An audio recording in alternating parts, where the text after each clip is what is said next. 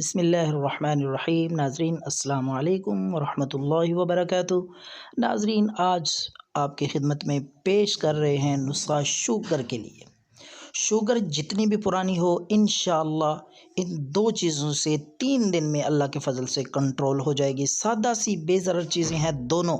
एक गिलास पानी में आपने 3 अदद भिंडी तोरी सिरे काट के दोनों साइडों पे काट के एक गिलास पानी में 3 अदद भिंडी तोरी डाल के रात के वक़्त आपने रखनी है। और दूसरी चीज़ है वो भी आपने उसी गिलास में भिंडी तोरी के साथ 7 अदद सब्ज़ इलायची, ये जो आपको नज़र आ रही है सब्ज़ इलायची, इसको काट के ताकि इसके दाने जो हैं वो निकल आए, तो दाने आपने 7 अदद सब्ज़ इलायची के वो भी एक गिलास पानी में, ये दोनों चीज़ें भिंडी तोरी 3 अदद और 7 अदद इलायची सब्ज़ एक गिलास पानी में रात को भिगो के रख दें, डाल के ऊपर से ढक दें।